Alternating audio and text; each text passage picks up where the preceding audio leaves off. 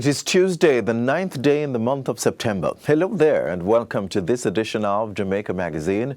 I'm your host, Adrian Atkinson. This September, we're celebrating Senior Citizens Month under the theme Respect, Protect, Empower and Connect. The National Council for Senior Citizens has some exciting events planned for the month, including an aging fair at the Emancipation Park on September 11, starting at 9 a.m. It's an event you don't want to miss.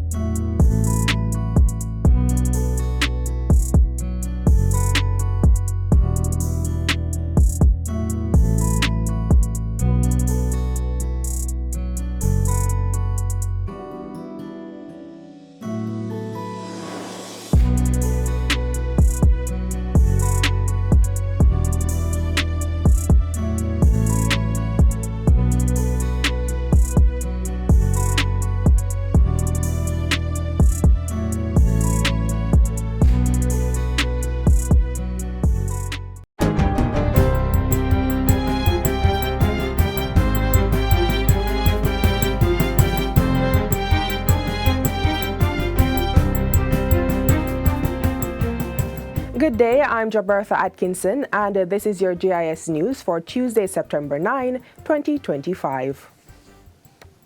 The Water Resources Authority, WRA, in partnership with the International Atomic Energy Agency, IAEA, has completed an isotope hydrology study into the Rio Bueno Subwatershed Management Unit.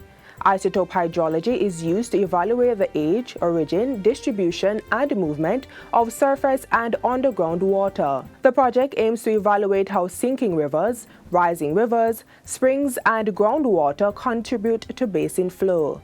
By clarifying the impact of rainfall and other hydrological factors, the study will help improve source water quality protection for Jamaica. The announcement was made by Deputy Managing Director at the WRA, Jeffrey Marshall, at a GIS think tank on Monday. He says the assessment of the Rio Bueno Subwatershed Management Unit builds on work previously done by the WRA using dye tracing methods. Dye tracing is the use of artificial tracers. It's something that's been used historically across the world. You take an artificial dye like eosine or fluorescein, something that's non-toxic to the environment, and you will see a sinking area, and you pour the dye in there, and you mix it with the water, so where the water will travel, the dye will travel also.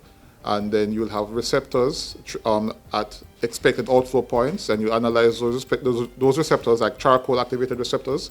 To undertake the study, water samples were collected from rivers, springs, sinks, and deep wells over the period March 2021 to July 2023. We established a network of collection sites at 46 sites.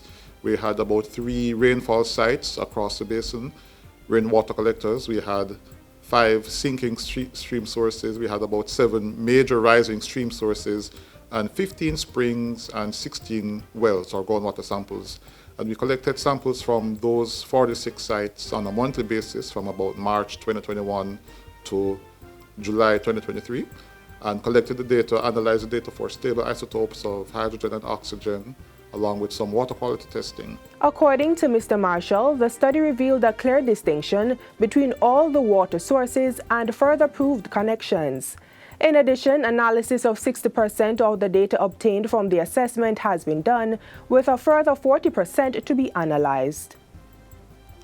Chief Technical Director in the Ministry of Labour and Social Security, Audrey Dare-Williams, has called on senior citizens to remain active, engaged, and purposeful as the nation celebrates Senior Citizens Month. She was speaking at the Observance Church service for the month on Sunday at the Calvary Baptist Church in St. James. Share that wisdom with your families, your communities, and your nation. Teach, guide, mentor, and pray. Serve in your churches, in your neighborhoods, in your schools. Your legacy is not behind you. It is being written now with every act of service, every prayer offered, and every life you touch. Mrs. Dare-Williams asserts that the theme, Respect, Protect, Empower Connect is a call to action and a blueprint for how the nation should treat its seniors. Rise up, seniors of Jamaica, and claim your calling. You are valued, you are needed, and you are loved. Your contributions from raising families to building communities to sustaining our faith are immeasurable. Today, Jamaica sees you. Today, Jamaica honors you. Today, Jamaica celebrates you. Meanwhile, seniors are being encouraged to participate in the month-long series of events acknowledging their contributions to nation building. Upcoming activities include the National Aging Fair on September 11 at Emancipation Park in Kingston and the Caribbean Wellness Day on September 13. Other highlights include the Seniors 3K Purple Run Walk on September 14, the National Senior Spelling Bee Finals on September 17, and the Seniors Open Market on September 19 in Falmouth, Trelawney. There's also a digital literacy webinar on September 24, with graduation on September 26. Activities for the month will end with a farmers market set for September 25. Individuals who are experiencing trauma as a result of crime are being encouraged to seek assistance from the Ministry of Justice through its Victim Services Branch offices island-wide. Director of the branch, Dion Dawn Baines, emphasizes that the effects of such trauma are very devastating. If left untreated, just as how if left untreated, the physical wound would become infected and create bigger problems. If left untreated, the emotional wound can be very disruptive to a person's mental health and their overall functioning capacity and just their life in general. So it is very important that persons receive the counseling, receive the emotional support and the psychosocial care that Victim Services offers when they have experienced these events. According to Ms. Baines, the assistance provided is done through a victim-centered approach which strongly focuses on the needs of the individual. She adds that the Victim Services Branch has a robust network of partners that it works with, as well as an effective referral mechanism. So basically our role is, to make the process a little easier for them to be able to access whatever it is that they may need to access outside of what we are able to provide directly. To learn more about the programs and the services offered by the Victim Services Branch, persons can visit the Ministry of Justice website at moj.gov.jm. You may also call toll-free at 888-JUSTICE, that's 888-587-8423, 876-946-0663, or 876-946-9287. And finally, submissions are now open for the 2025 staging of the Jamaica Information Service JIS Heritage Competition. Students at the primary, secondary, and tertiary levels are being tasked with interpreting the theme, Honoring Our People, Protecting the Future. Primary school students aged 9 to 12 years are invited to submit essays no more than 500 words, exploring what they believe is the most significant achievement of Jamaicans and how this legacy can be preserved. Entries must be submitted via the official entry form available at www.jis.gov.jm. Meanwhile, secondary level students may submit posters in either the graphic design or illustration category. These submissions must not exceed 11 by 17 inches in size and must exclusively feature images provided via the JIS Dropbox link. Illustrated posters are to be printed and delivered along with the completed entry form to one of the designated JIS offices. Students at the tertiary level are invited to submit a photographic interpretation of the theme. Submissions must be uploaded via a cloud storage platform such as Dropbox, SkyDrive, or Google Drive. The deadline for submission is Sunday, October 24, 2025 at 11:59 p.m. For further information, persons may contact the JIS at 876-926-359024, extensions 2137 or 2103. You may also send an email to heritagephoto@jis.gov.jm, heritage poster at jis.gov.jm, or heritage essay at jis.gov.jm. Information is also available on our website, www.jis.gov.jm. And that's it for JIS News Today. I'm Jabertha Atkinson. Thanks for watching.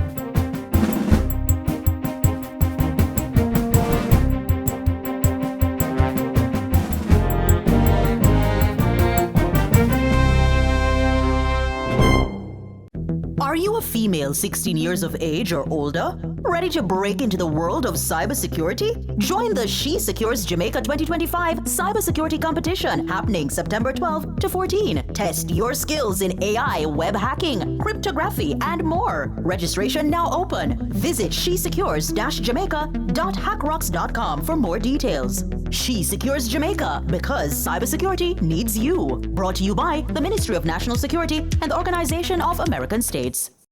Jamaica is charging ahead toward a greener, more sustainable future. In today's feature, we'll explore how the island is embracing electric technology. Take a look.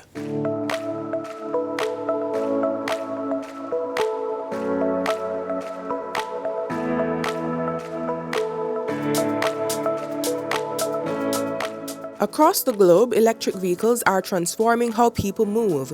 And here in Jamaica, that shift is gaining traction, quietly, cleanly, and confidently. Electric vehicles are more than a trend.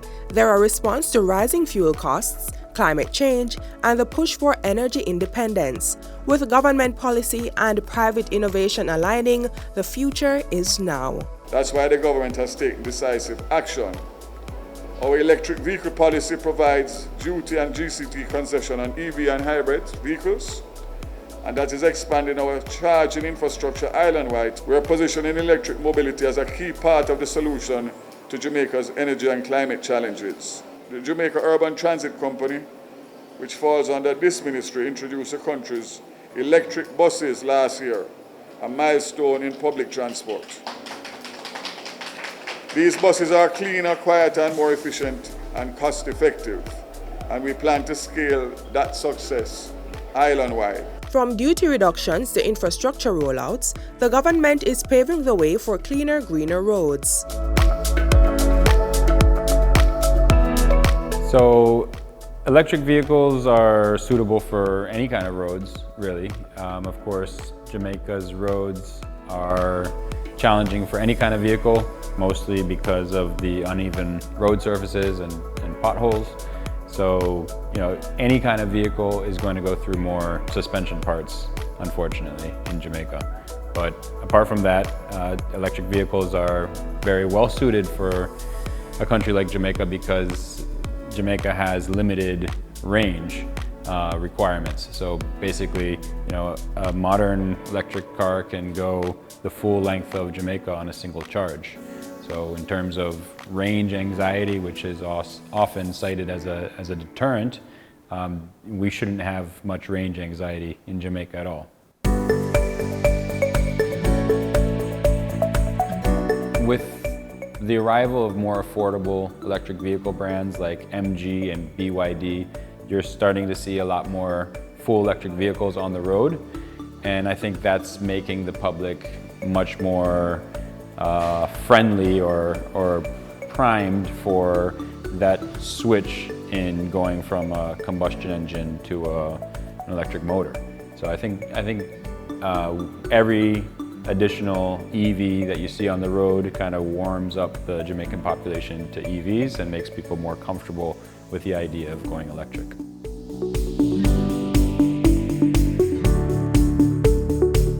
Look at what has happened in the renewable energy market as kind of a similar pattern that you'll see in the EV market.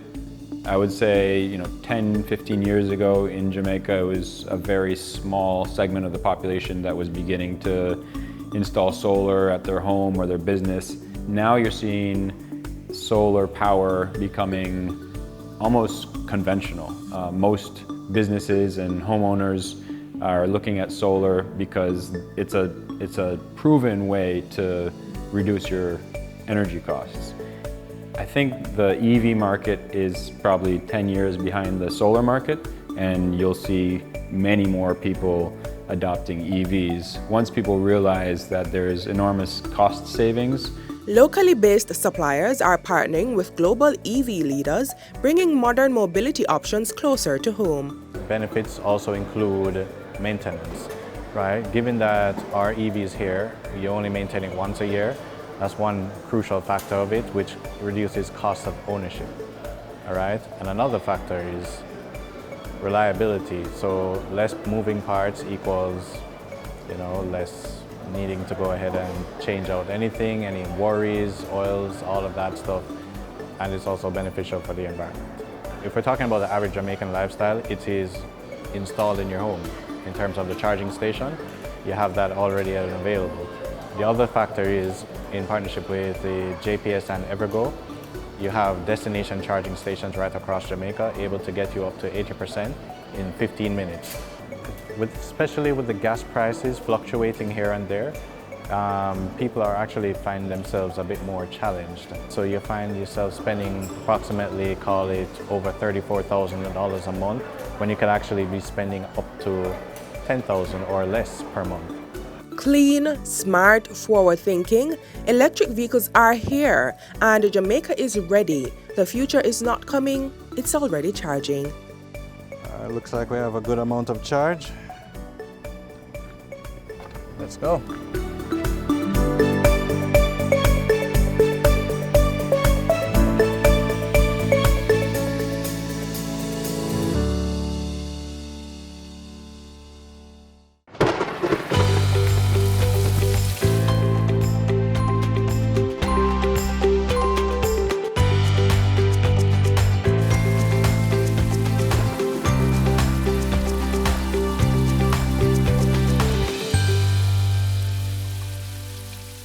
Back in April, the Senior Citizens Farmers Market brought smiles, fresh produce, and a real sense of community togetherness to the elderly.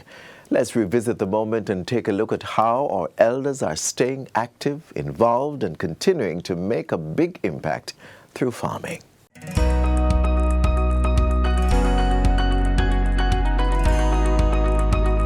From pastries to produce and warm smiles, the Senior Citizens Farmers Market is a reminder that life doesn't slow down with age. Instead, it evolves with a mission. Held on the grounds of the National Council for Senior Citizens, in April, it was a joint venture of the Ministry of Labor and Social Security and the Jamaica Agricultural Society. We have heard about the impact of inflation on the senior citizens' budget, on their pensions and so on, and so we wanted to offer them this opportunity to get fresh produce, quality food at good prices. We thought of the location, a safe and central location that they are already accustomed to, that we could bring the suppliers in and create that environment for them to shop safely. Today is a very good initiative for these senior citizens. We get this special day to come out and to fill our kitchen with the very nutritional food that are being sold here today. So it's a very good initiative, and I'm recommending that this be put on every year or more frequently for the senior citizens. But the seniors were not just shoppers, they were also sellers. From ground provisions to bread puddings, it was a proud moment for many to showcase their passion. This is a hobby, something that I have done for basically most of my life to supplement my income. My mother was very industrious, and so I had to help her as a little girl. And as I grew up, I decided to do, it was mostly puddings and fruit cakes. With my daughter, we do birthday cakes, wedding cakes, potato pudding, bread pudding, you name it, cheesecakes. Yes. I know the benefit of healthy eating. And so it's not just an opportunity for the entrepreneurs to get some good sales, but those who come here as consumers are getting good food. So it's making good profit, and it's also doing a lot for our well-being as a people. And you know that the seniors particularly need to be very healthy. And we are promoting healthy aging to promote healthy aging, starts with healthy food, right, and good nutrition. So this is good, and it's just a good time and a good vibe and good energy as well. It's a very good event, and I hope that the seniors would continue to participate in this Jamaica. I mean, we're asking everyone to choose Jamaica, and it is for all of us. And therefore, activities like these is activities that we welcome. I mean, I've purchased quite a bit of stuff, and therefore I'm encouraging persons to really support our farmers, support our seniors, support our local manufacturers, support our local growers. And Jamaica is ours, so again, choose Jamaica. Fresh produce, proud vendors, and community spirit, all under one roof, is a reminder that age is just a number when purpose and passion is the driver. I would advise any senior, even volunteers, because there are volunteers that are not going to school, not working. I would advise them to join a senior citizens club, because there are so many things that you can learn.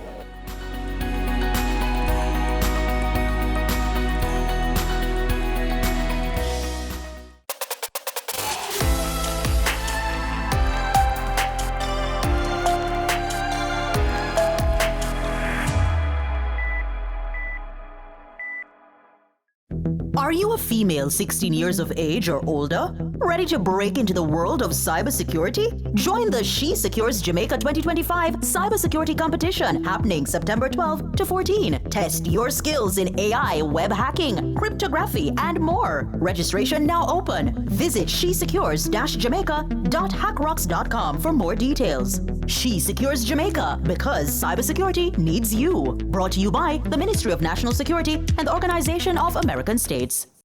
As the back-to-school season kicks off, many students are gearing up for new routines, books, friends, and yes, the stress of acne.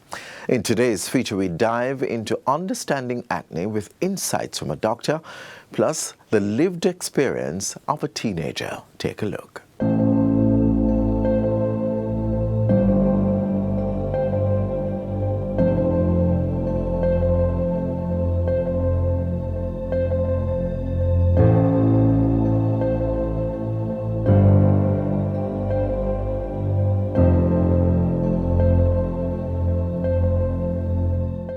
Whether it shows up as blackheads, whiteheads, dark spots, or painful pustules, acne can affect people at any stage of life. For many persons, especially teenagers, it is more than just a phase.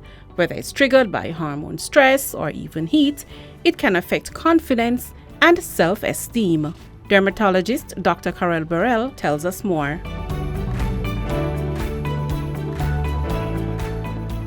There are about four main things that occur.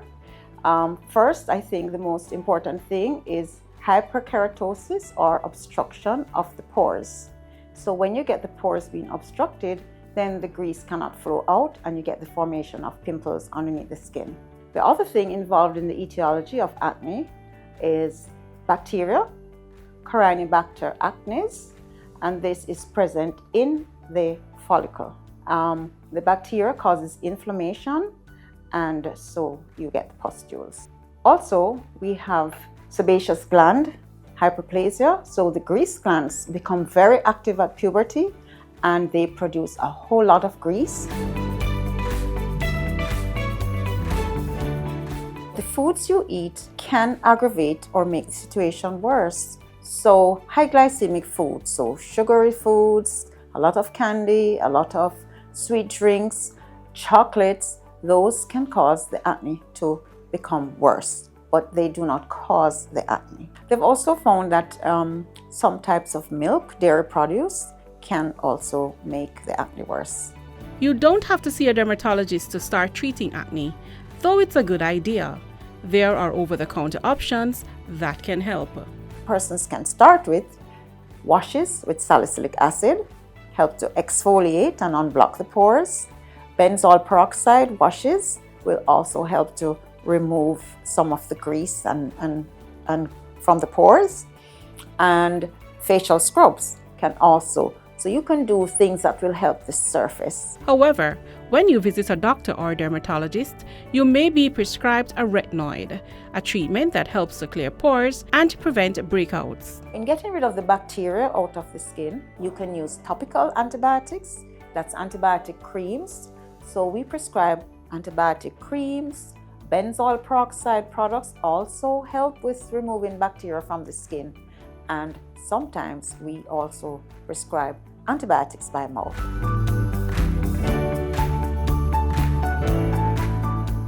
For teenager Natalia, acne was not just about breakouts. It affected how she felt about herself. So when I first noticed the bumps on my face, I was surprised by it because before I never really had that amount of bumps, and it was a lot. I have to say it was a lot. So I felt less confident about it. Like I felt like I should hide my face from anybody who had to look at my face and see the bumps, because many people noticed it actually. A lot of people, many people came up to me and told me, Natalia, what's wrong with your face? So I was kind of annoyed by it, but I tried my best. I tried everything to try and clear up my face because it really brought down my self-confidence.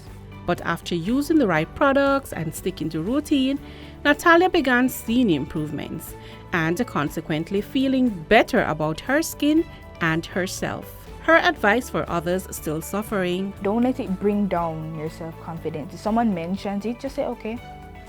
Because you have to go on whether or not that is on your face.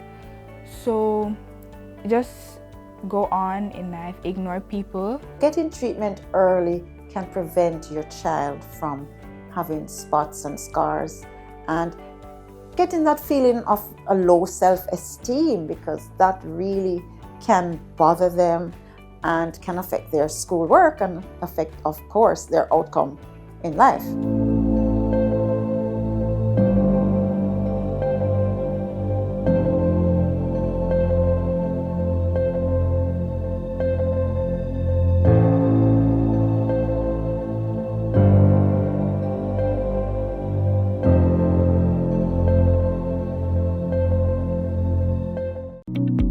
The Statistical Institute of Jamaica Statin will be conducting the 2025 Jamaica Survey of Living Conditions JSLC starting August 2025. For over 30 years, PIOJ analysis of JSLC data has helped to shape national policy, including on education, healthcare, and social support.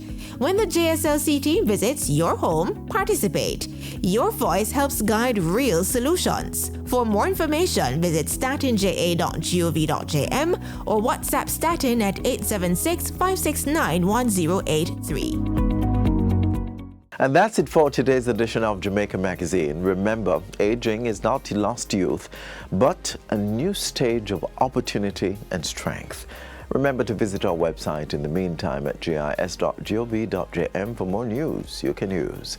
On behalf of the entire team, I'm Adrian Atkinson. Stay safe.